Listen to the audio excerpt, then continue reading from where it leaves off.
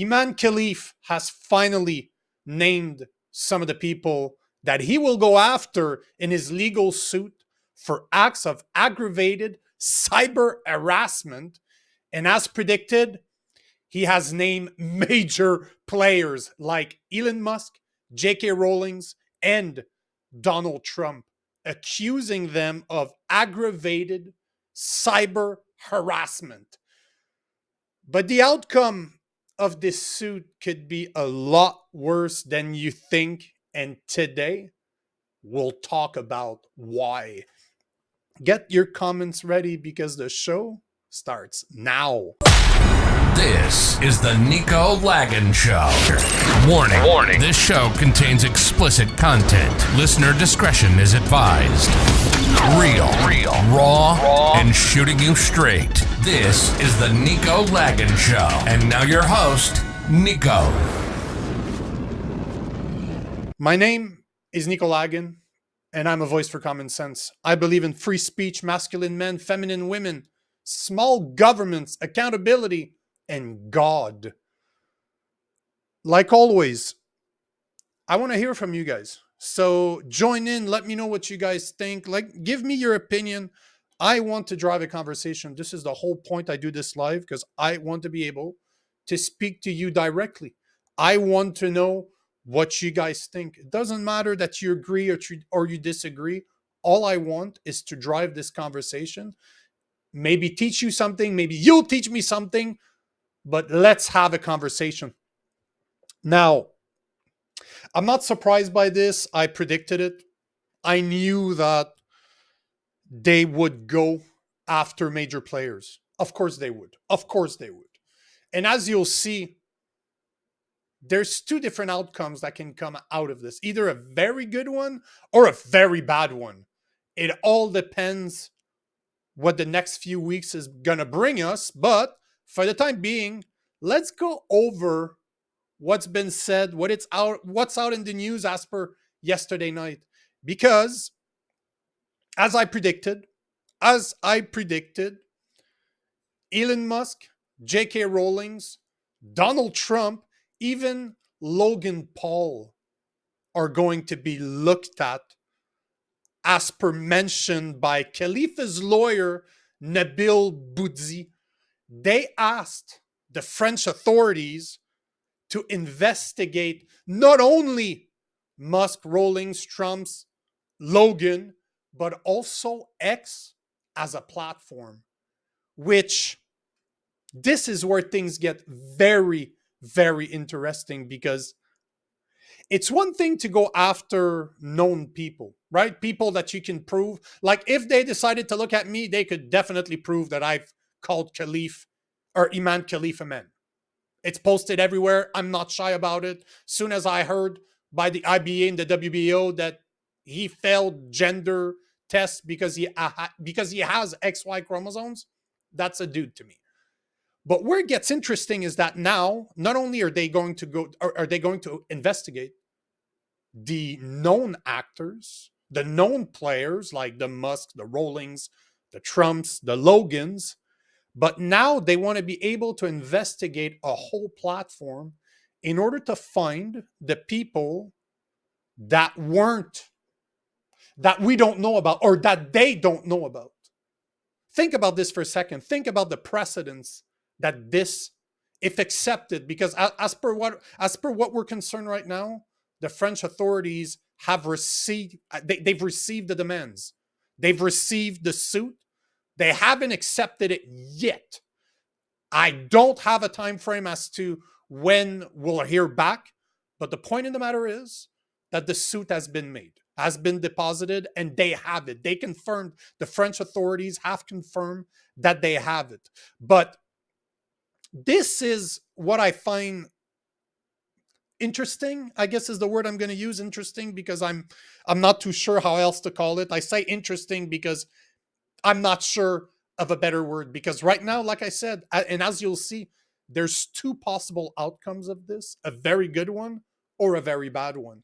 But Paris attorney Nabil Boudi, which is the lawyer representing Khelif, he cites that X and Twitter, the social media company that Musk owns, and the reason he cited them in the suit is to allow the prosecutors to investigate people not named in the complaints, who still took to platforms to disparage the Algerian boxer. Khelif came under fire during the Olympics as her gender was called into question, as many, including the name in the complaint, intimidated or indicated that Khelif is a man or transgender. Let that sink in for a second and what that actually means. We have a legal suit against the X platform as a whole, not just the people that we know about, but they want to give the opportunity for the prosecutors to go after basically anybody that has mentioned that Imane Khelif is a man. Everybody on the platform of X. That is the door that they're opening, if, of course, this is approved. I don't know for you, but this is scary as fuck. This gives so much fucking power to the French authority and to anybody out there that cannot handle being online. Because at the end of the day, as soon as you have an opinion and as soon as you're ready to share it online, you're going to get harassed. I get harassed every day. Every day that I open my phone, and it doesn't matter which platform it is, and I post on 11 different platforms, I get harassed on every single platform. That's part of the game. If you have an opinion, guess what? People are going to agree. People are going to disagree. People are going to call you name. I've received death threat. I've had people tell me they would kill me. And you know what? It's okay. It's all part of the deal. But now we have a dude that is trying to sue important people like Musk, Rowling, Trump, and even the platform itself. And under French law, this is worth mentioning because under French law, so as you can see on your screen here, under French law means that it is filed against unknown persons. That ensures that the prosecution has all the latitude to be able to investigate against all people, including those who may have written hateful messages under pseudonym. That is what Boudi, the lawyer of Imane Khelif, is saying, and the reason why they're going after the platform as a whole. But what I find even more interesting in all of this is the fact that the only platform that seems to be named or cited in this is X. Nobody's talking about Facebook. Nobody's talking about Instagram. Nobody's talking about TikTok. Nobody's talking about YouTube. Yet, I've seen a lot of people call Imane Khelif a man on every single platform out there. Yet, the only platform that they're going after right now is X. I find the timing to be, to say the least, interesting. And let me tell you why. Because just last week, one day before Elon Musk interviewed Donald Trump on the X platform, the European Union sent a warning to Musk, reminding him of their law against promoting harmful content.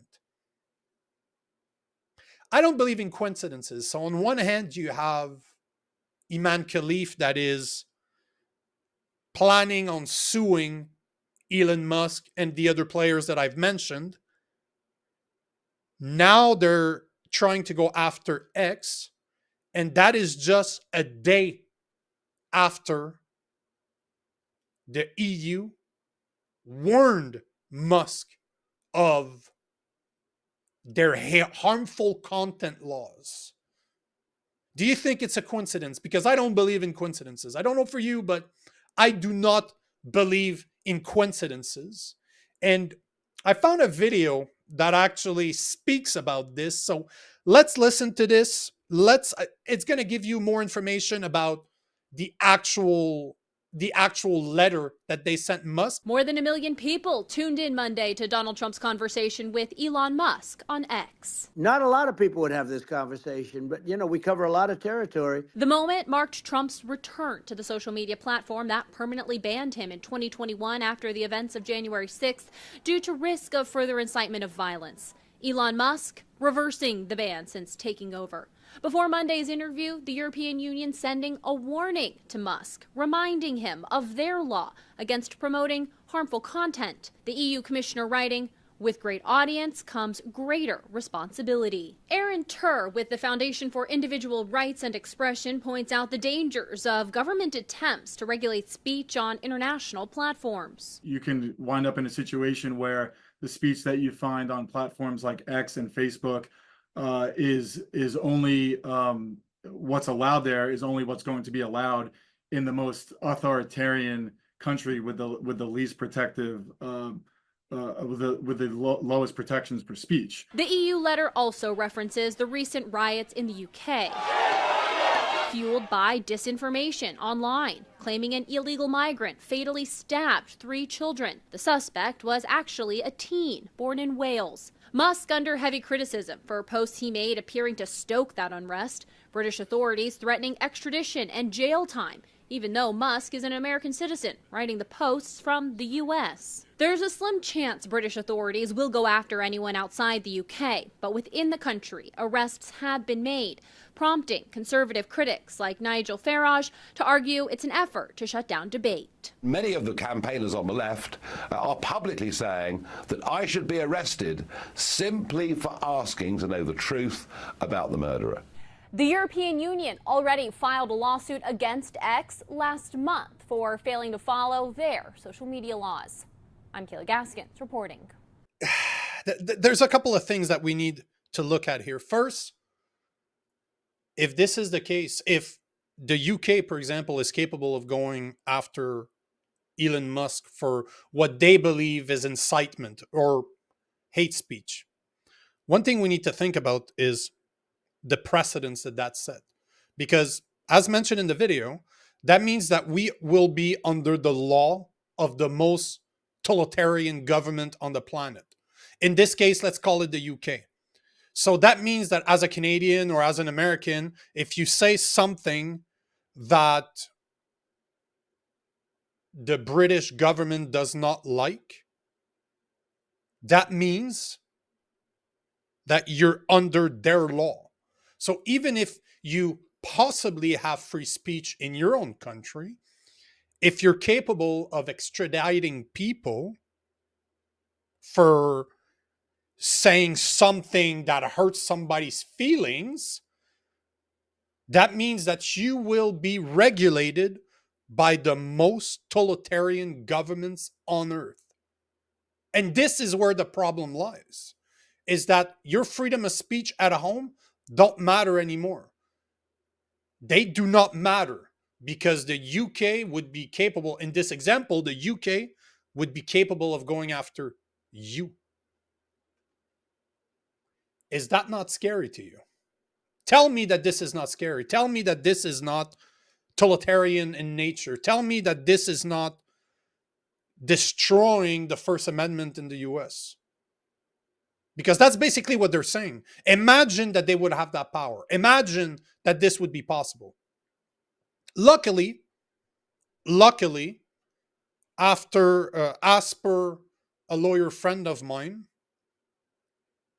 although the UK and the US do have extradition agreements based on dual criminality, as per my Texas lawyer friend, it is not presently possible for them to extradite Americans.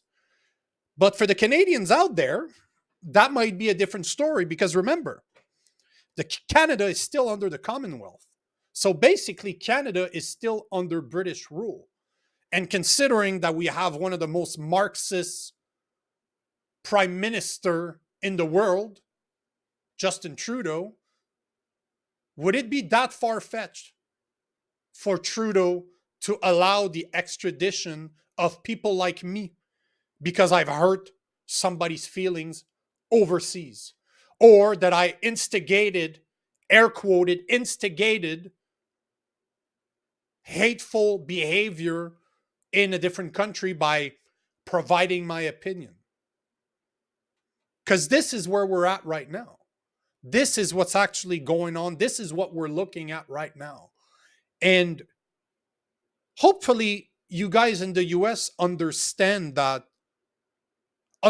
how somebody like Kamala Harris, for example, that's already mentioned multiple times that she will go after the Second Amendment and pass the gun laws, the common sense gun laws that she wants to pass.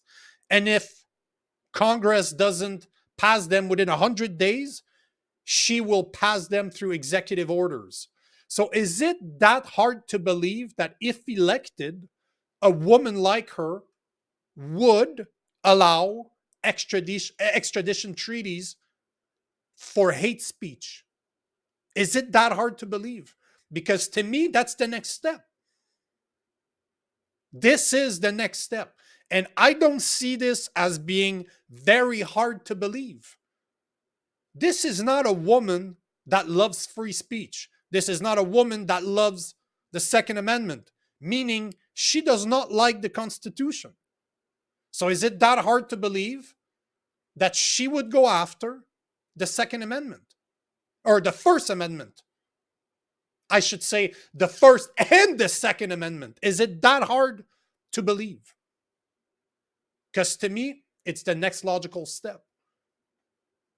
I have no problem seeing that that is the next step she's going to take if elected. And I don't know for you, but this is scary as hell. And this is why what's going on right now in the UK and with Imane Khelif's lawsuit are making the upcoming US presidential election the most important elections the Americans have ever had. This is the most important election in United States history.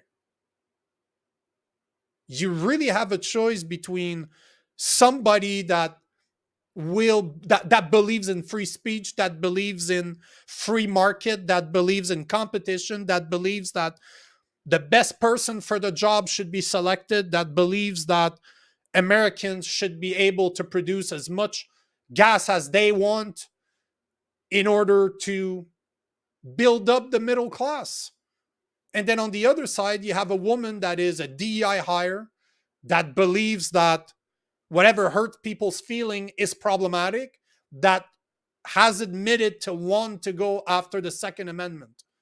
So this is no longer about left versus right. It's really about what is good and what is bad. What is good and what is evil.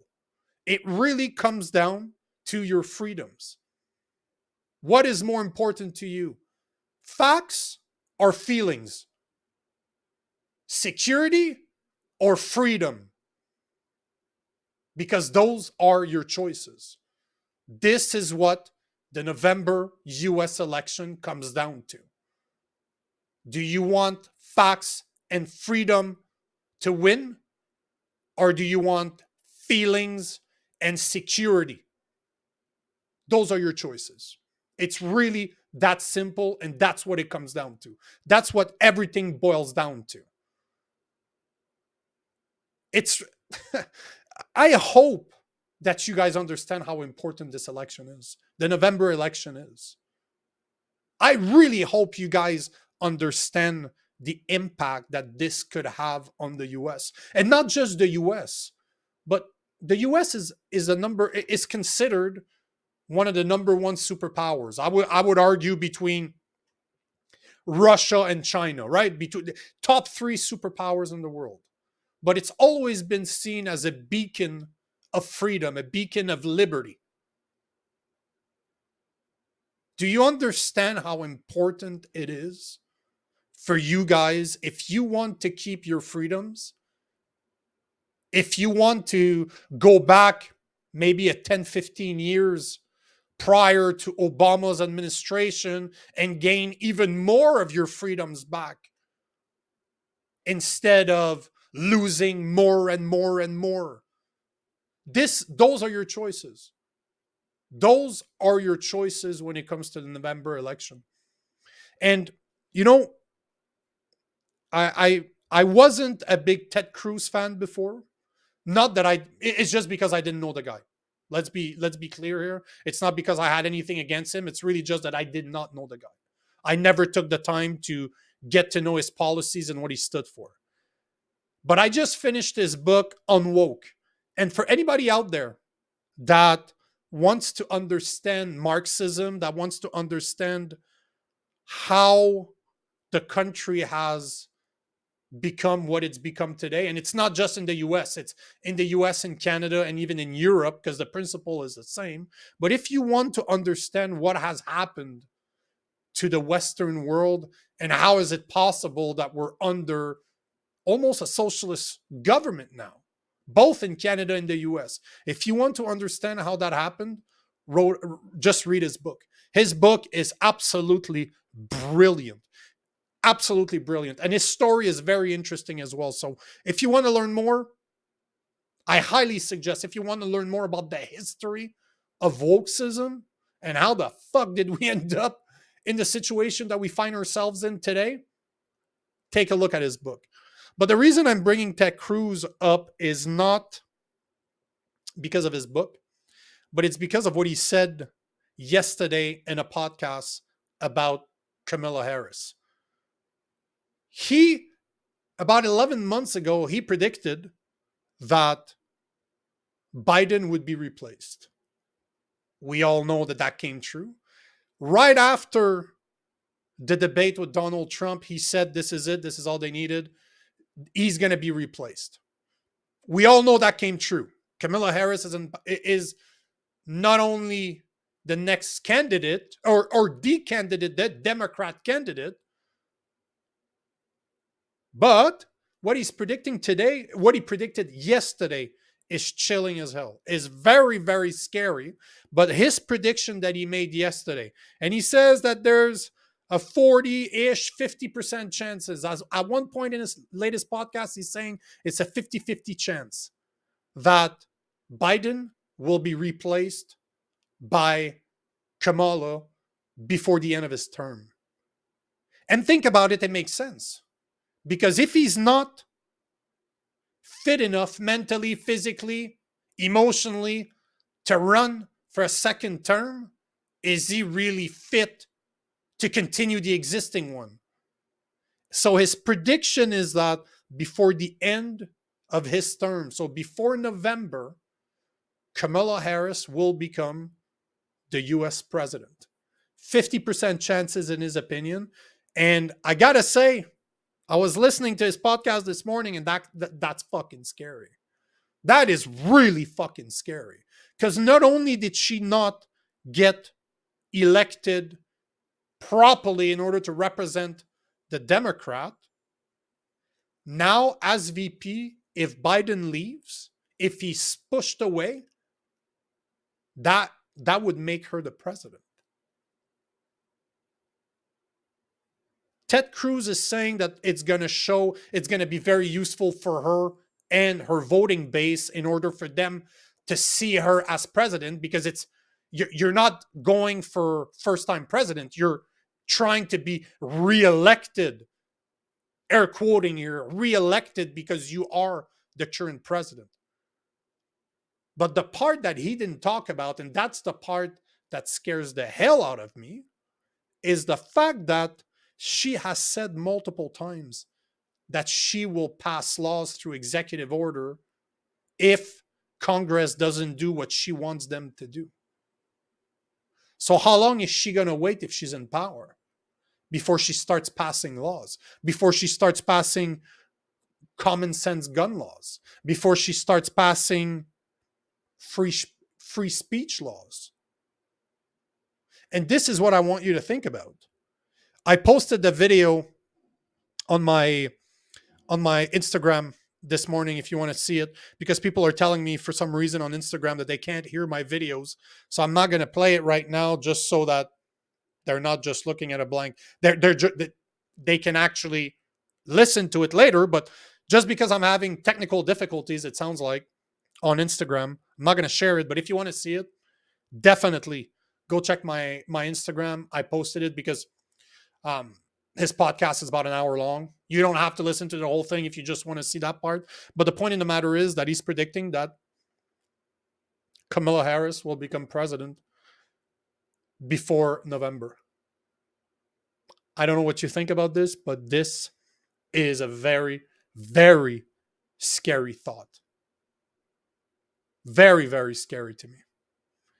On that note, if you're tired of what's going on right now, if you're tired of the mess that we find ourselves in, if you don't want Kamala Harris to become the next president, here are 5 things that you can do starting right now, that every single one of you can do starting right now, starting today. Number 1, keep up to date with what's going on in the world and in your community. Number 2, make sure that you know what your kids are being taught in school. Number 3, attend all local school board meetings and city council meetings. You need to know what they're planning. You need to know what they're doing. You need to know what they're talking about. Because what really impacts your life, your personal life, is what goes on in your community, and your city council and school board meetings are where those decisions are taken. So make sure to attend, make sure to know what they're up to. Number 4, find other people in your community that aligns with your values and make sure to get involved any way that you can. Number 5, make your voice heard on social media. Either share your own opinion, create your own content, let others know what you stand for, or share content from people like me, from other conservative voices out there that align with your values. Because one thing that I've realized over the past 4 years of creating content is this: most people don't have the courage to speak up.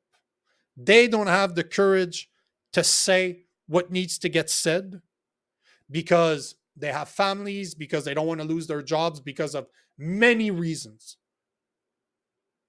But it takes people like us to have the courage to say it. Because we're not only talking for ourselves, but we're talking for them too. We are their voices. So make sure to do your part. Because sitting on the sideline, being silent, is no longer an option. The time for action is now. As always, I want to thank every single one of you guys out there that like my comment, that like my comments, that like my content, that shares my content, that comments on my content, that joins this live. I want to thank every single one of you for it, because without you guys, I wouldn't be doing what I'm doing today. So thank you, and know that I appreciate every single one of you. Let's finish with a prayer. God, thank you for everything that you do for us. We are grateful for all our blessings. Please give us the courage to stand up for what we know is right, the words to say what needs to get said, and the will to help and serve others. Amen. I will see you guys on Friday. Thanks for being here, and peace out.